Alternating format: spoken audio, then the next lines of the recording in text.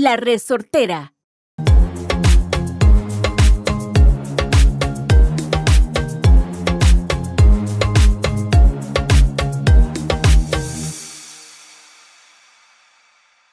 Hello, and welcome to one more week of Pura Vida Perspectives. Sara, how are you? I'm doing good. I'm feeling ready for the day. Tried something new. Uh-huh. No traffic. There you go. You know how How I did? was that? It was great, and I didn't spend the night either. I left my house at 4:30 in the morning. Wow. Yeah. How long was the drive? It was 2 hours instead of me I could leave at 6 and then be in traffic for hours. I just can't. So I got here. I went to some cafe that was open 24/7 and then did some work. So I'm already caught up on my emails, on my messages. I had a whole meeting and now I'm here and I got so much done. And you look fresh. I'm ready to go. I've been waking up early lately. I've been waking up early, going to the gym. So I've already been in the habit. I need to make that habit again because when I used to do bicycling, mountain bike, I used to wake up early. Now, oh my God, if I have to wake like at 4 or 5 a.m. in the morning, I get cranky. I used to as well. I've always been one of those night owls. Like I could be up till 2 a.m. doing something or working, doing something. I've always been like the night person. But I finally, after 32 years of life, I forced myself into being a morning person. I used to be a morning person. Now I'm not. But I need to get back on track to that. I guess it's just habit. That's it. Well, that's good. I like all the energy that you have in you. Yeah, I'm ready to go. I'm excited. We got the retreat coming up. Yes, that's gonna be exciting.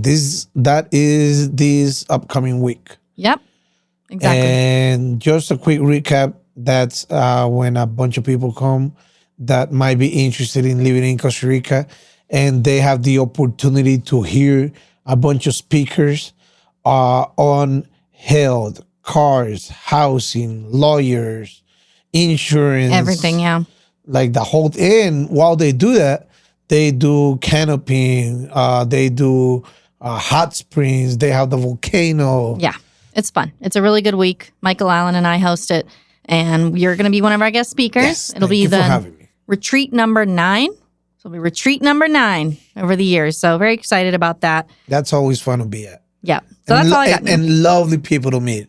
I love the people that I meet at the retreats. Every time I go to retreats, I always end up being friends with 2 or 3 couples or whatever. For sure. This time we got over 30 people attending, so we got a good sized group, and I think it's going to be a good time. So I'm very, very excited about it. I'm looking forward to be there and have a good time too. Yes. All right. So what are we talking about today? Well, today I thought we would pick your brain a bit about opening a business in Costa Rica, because it is a question that I get a lot. Okay. And there's a lot. Later in the discussion, I want to ask you some questions on how people can protect themselves, because some of the rules are different here. But I think it'd be great to hear from you firsthand, or, what is the experience of opening a business in Costa Rica? Let me take a deep breath. Let it all out, because it's a lot, and it's really good information for people to know. As you guys know, we want you guys to leave each episode at least learning something new or having some piece of knowledge that's going to equip you for living or, traveling here. So this is a big one. As you know, I just opened up my second company. This one I'm opening up with my brother. We're going to be partners. It's a private luxury transportation concept. So it's basically 2 vans that we bought. And the idea is to pick you up at the airport, drive you around Costa Rica with a 24/7 driver, gas included. All you have to do is, pay to have us drive you around and take care of you, with safe precautions and everything, and drop you off at the airport, and boom, you go home. Costa Rica, how do you say, bureaucracy? It's a bit complicated. Yes. Because you have to get in, and I'm talking about this specific case that we just went through. Obviously, to drive around tourists in Costa Rica, you need to have permits. Mm-hmm. And these permits take forever. We bought these vans back in July. Ooh. And we are now in November, and we just got our permits finalized about a week ago. Congratulations. That's a big thing. Thank you. Now we are almost ready to go. One of the drivers that we need is getting his license done. He already passed the theoretical exam. Now we're looking at a date because that's another thing that's complicated. Getting appointments. Maybe we can talk that. I don't know if in this episode or another episode, like passport appointments, driver. Yeah, I can tell your face. Driver's license. That's just a pain in the butt. For Costa Ricans, it is a pain. I feel bad for you guys. It's real bad. Like to get a driver exam for a van, for a tourist driver's license, they don't have appointments until the end of January 2025. And we're in the beginning of November. So we're trying to figure out how to get this guy his appointment sooner. It's actually not the worst. I remember back in the day, I had a friend who, at that point, you could just go online and set an appointment.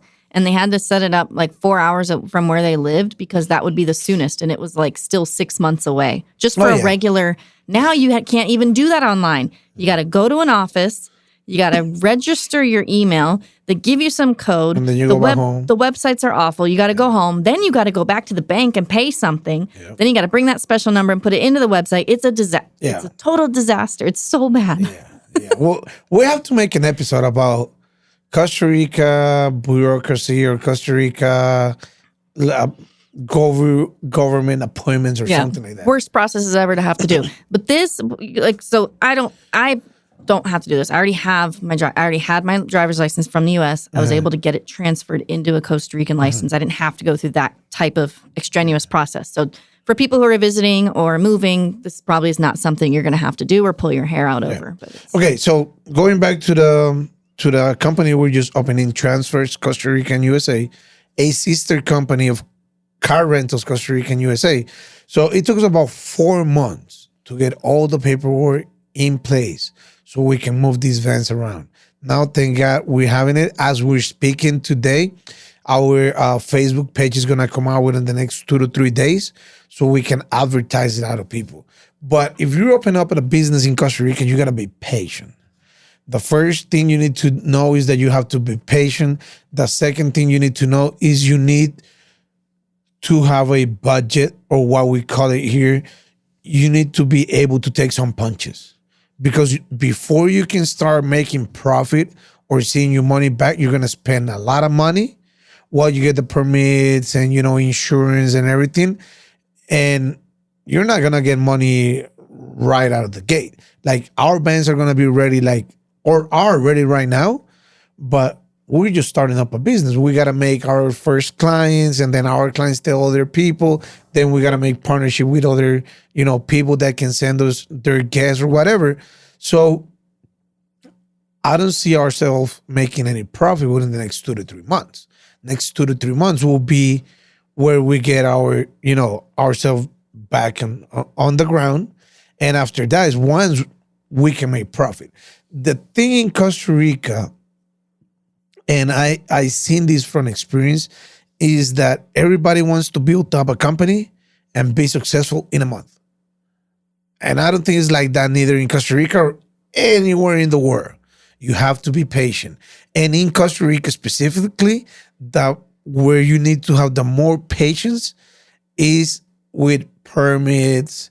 It's with getting the paperwork done. I think we're going to talk about, if you open up a restaurant, I think you have cases of your customers, getting the patent. It's not easy open up a business in Costa Rica. My first advice will be patient and know that not everything is done, boom, right away. Yeah. My first advice would be don't do it. Just don't do it. Or just working online. I have a lot of people that work online. Yeah. We've talked about that before. But so I do have some people who personally, so maybe for some personal anecdotes, I have clients who have opened up restaurants. Yep. Was pretty cool, but I imagine that's really complicated, and they definitely had to jump through a lot of hoops for that. I had some clients who bought, you can also buy an existing business. Yeah. So I had clients who bought, an ATV. That's more easier because everything is done. Exactly. You kind of know what they bought. I had some clients buy an ATV company. Had some clients buy, Airbnbs and bed and breakfasts. We have clients who have Airbnbs, bed and breakfasts. But those are good business or fast business to get your money back. Because I don't know, let's say Airbnb, you buy a house, you talk to the platform, and you talk probably to locals that can send you clients, and boom, you start just filling the house up. That's easier and faster. True. It's not something I would maybe rely on full time as like a full income, but I know some people have come down and they might supplement their income based off of, or maybe they bought a property and it has a few little rental units on there. So that's something that you can do. But that's kind of what I've most commonly seen. Also, I met some of my clients, what they do is they buy a property here, they move partial here, like 6 months here. The other time they're not here, they just put it on Airbnb. Exactly. Put it on Airbnb, they'll have a property management company take care of it. So then their property's making them some money while they're not here, and then they can spend the time that they want here. So yeah. So smart. I just talk about open it up a business in Costa Rica. The process. Now let's talk about like the requirements. What do you need? You need la caja. La caja is the mandatory public health care that will take care of you in case something happens. INS is an Instituto Nacional de Seguros that will help the workers. Insurance. In case something happens while they are at the place of work. Mm-hmm. And these two things are mandatory that you need. If you operate a business without these things, depends on the way you do it. It might be, illegal? Illegal. I mean, if you don't do those things. Right. Yeah. Yeah. Well, I have an example. I'm not going to name the business, but I know of an example of a business that I don't think they just know what they're doing. Okay. And then the workers are starting to complain because they're not on the CAHA, the Universal Healthcare System. And they've spent a lot of money opening up this business. So allegedly, they've spent a lot of money opening up this business. It's kind of a larger thing that they had to build. And I don't think they really paid attention to any of the legal aspects. And they are totally risking all their entire investment right now unless they get that fixed. And they know how to do it. You have to do everything perfectly legal here. Because someone else, he's a foreigner, someone else who knows the system better than you, they can use their knowledge, and it can end up really hurting your investment if you're not careful. And not only that, you can also get sued by these workers. That's exactly what I was thinking. I'm like, you need to. Yeah, you can say. I mean, we're not talking about the business, but your workers can sue you. Yeah. Because you are working and you're not in La Caja and you're not in the INS. So if you're opening up a business in Costa Rica, you make sure that you have your people registered in La Caja or El INS. The other workaround, again, we are no experts. Always get advice with lawyers. Always get advice from accountants. We're just telling our perspectives here. Some people, what they do is they hire professional, how do you call it? Is this the independent contractors? Independent contractors. Mm-hmm. So what I do is I own a business and I want Sarah to help me with my finances. So I say, Sarah, all right, I need to do payroll every week. And Sarah sends me a factura. Like a bill. I send you a bill. Yeah, she sends me a bill. Says, all right, so this, I help you out so many hours, and my hours, the cost to you is $100. So she sends me a bill for $100. La factura, I get it. I'll pay it to her with taxes and everything, and boom, that's it. Yeah. But is that only if I'm working remotely for you? Like, what if you needed me to be in an establishment at a reception desk, let's say, making appointments? Would that not apply anymore? I don't think that would apply. I don't think that would either. I don't think that would apply because you are now, like, in your place of business. Exactly. You're not being independent. Yeah. You're in a place of business. Yeah. Like, if I say, Sarah, help me out with my payroll, and you're in your house, I'm in mine, you're independent. You can even be at the beach. Or you can be at the mountain. You can be in Argentina for all I know. Exactly. You're just helping me out, sending me out a factura with the tax and everything that, I'm paying you the taxes and everything. We're doing it fine. And that's a good way to work. But if you are placed like if I say, Sarah, I have a doctor's office. I want you to come and grab the phone and pick up those calls. I cannot pay you as an independent worker No, because you are at a place of business. exactly. So you have to be really, really careful how you operate because you might get sued at the end of the day for not doing it the right way. I know this guy, his accountant told him that. Oh, all right. Let me rephrase. In Costa Rica, I don't know how it works in the States or Canada or other places in Europe, whatever, even in South America. In Costa Rica, you get paid at the end of the year, most likely in December, what we call el aguinaldo. How can you translate? It's like a aguinaldo? Christmas bonus. Something like that. So, It's a bonus. so whatever you made throughout the year, they have this formula, and you get paid X amount of whatever you made through the year, called el aguinaldo. And when you get fired or you terminate your contract after 2 years, 5 years, 15 years, whatever, they do a calculation of your final resignation or your final, or the amount of time you work in Costa Rica, and they have to pay you that. And that's called, how do you call that? Severance, maybe like a severance package. But so that's only if you get fired, right? No, even if you quit, Even if you quit. you just get less money. Okay. So if you've been working for a company for 5 years and you decide you want to go to another company and you quit, they still have to pay you that. They just pay you less For me, because you're quitting to some of it.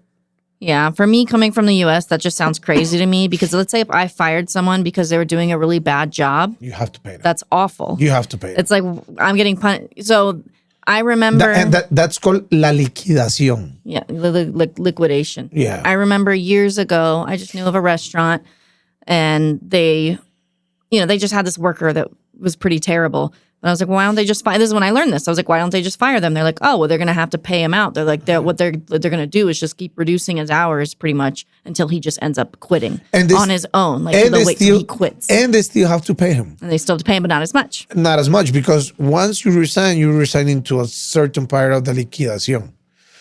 So Doesn't make any sense. It just doesn't make sense to me. That's just like, that's how it works. I know. So if you are independent, if let's say, you help me out every month with my payroll or whatever, this example we're putting on, and you've been doing this for me for the past 5-6 years, whenever I'm not going to need your service anymore, well, not in this example. Let's say I have a girl, a secretary, no, not a secretary, an assistant that does my emails and takes some calls at her house. Mm-hmm. That will be a nice example. So I have a person that does my emails. Just let's leave it at that. And I say, all right, you have to do my emails every morning between 8 a.m. and noon. And, I tell her, all right, you have to send an email to Sarah and to all her clients and my clients. So she's doing specific stuff that I'm telling her to do. So she's been doing this for the past 5-6 years. The accountant told this guy that if the person gets money that they're getting every month because they're independent, if they do specific hours, which they're doing because you're telling them to do 8 to 12 or 8 to 5, whatever. And if they are following orders, whenever you don't use their service anymore, you have to pay them in liquidación too. You have to pay them. Even that they were in an independent Even contract. if they're independent, because these 3 factors are in place: money, hours, and taking orders. Yeah. But in the case of your accountant, it's not, because your accountant's probably doing it on their own time. You're not telling them, well, you have to do my accounting between X hour and X hour. Exactly. Yeah. There's no, these 3 things doesn't apply because they're not doing X amount of hours and they're not following like direct orders from somebody. Yeah. So if you have these 3 in place and you just tell this girl like, all right, I don't need you anymore, that person can sue you. Yeah. And I want people to understand this because in the cases that, when we work with people, sometimes they'll say, well, I want to hire someone to work to be at my home full time, or maybe even more than part time, that they're going to come clean and cook every day, maybe take care of an elderly parent, maybe take care of children, and they're going to be kind of employed with them. And then these are the things that you need to know in order to protect yourself. And like I said, you have to speak with a lawyer. So whenever I work with a client, I will tell them, some of these things, I will tell them in advance. I will tell them how serious it is that they have to follow the rules. Yeah. Hours have to be documented and even signed on. Because if you're not careful, the person who's working for you can even lie. And most of the time, they're going to win. So you have to document everything perfectly. And sometimes even when you document everything perfectly, you still might not win. And they're going to take advantage of you. Because, I don't know, let's say you have a cleaning lady that comes Monday through Friday, every day for, 9 a.m. to 4 p.m. And then after 6 months, you want to get rid of her. And you just pay her, I don't know, let's say $40 a day or $30 a day. And then after 6 months, you don't want her anymore. And she's like, all right, but you have to pay me my what is it that I called before?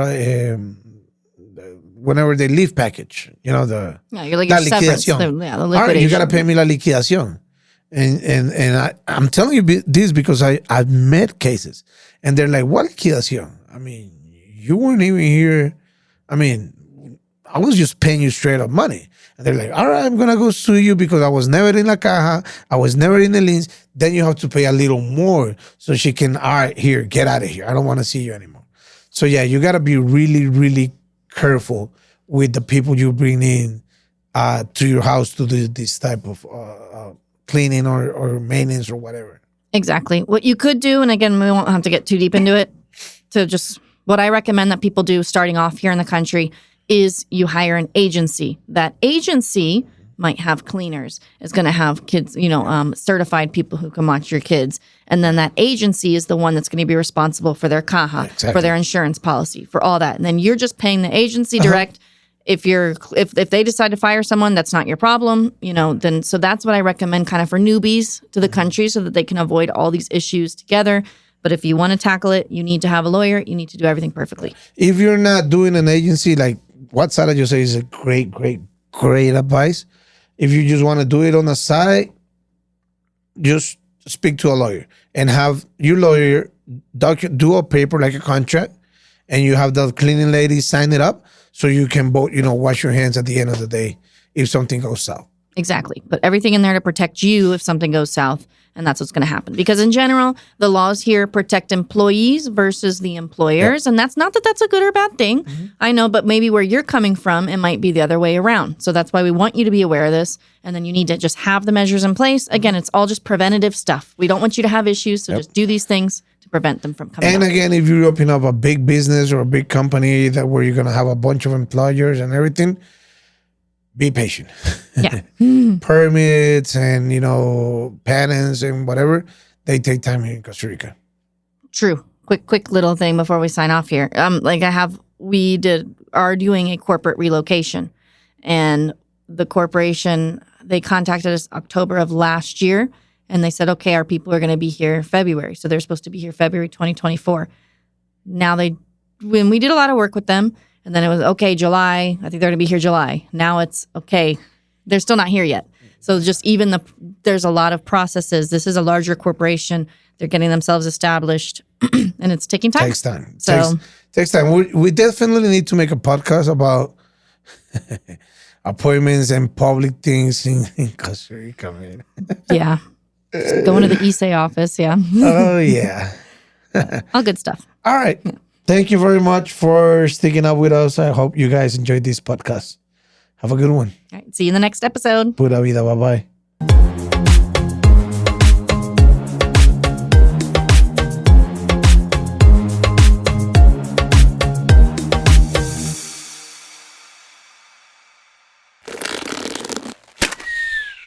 Esto fue una producción de La Resortera.